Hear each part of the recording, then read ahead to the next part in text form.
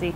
So as my second live event is fast approaching, called Ecstatic Wealth in December, I've been talking a lot about how I believe that we are the new celebrities here to use our star power for good, and that we need to be the celebrities of our mission. And I really believe that there's a whole new way of creating a business, of having a really strong personal brand and living on brand and basically modeling our mission.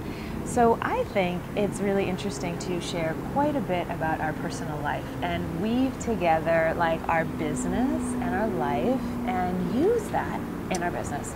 So inevitably the question comes up, but how much do I share?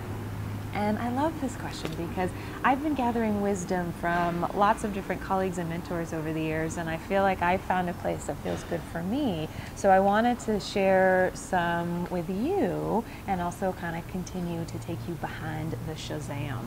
So the first piece I want to lay in, I learned from a friend of mine named Julia Klein, and she said that there's a difference between public and private.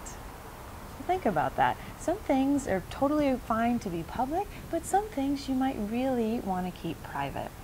And then another piece I learned from my first mentor, Gina Divi, and she said, don't make your audience your therapist.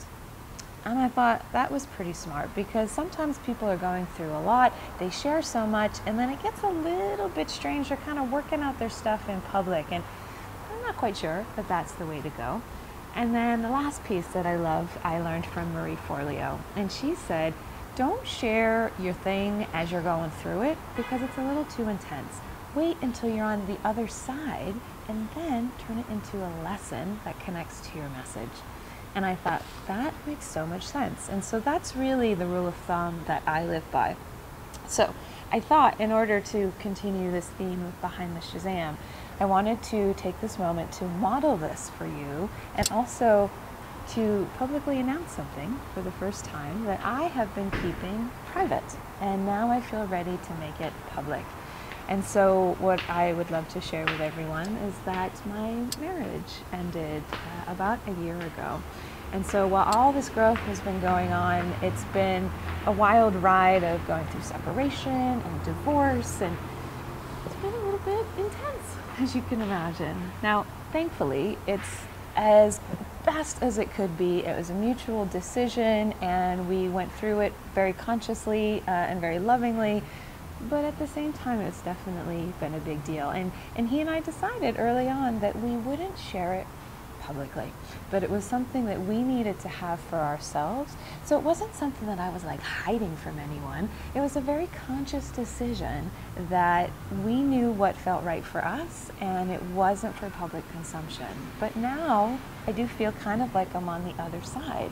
And so I thought I would take this opportunity to both share Behind the SHAZAM and also lay in a piece of wisdom that I think is very important that I've gathered over the years. So thank you for receiving that news graciously.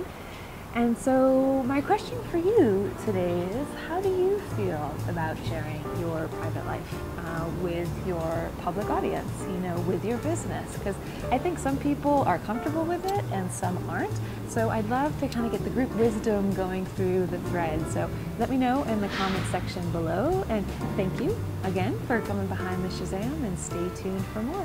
Take care.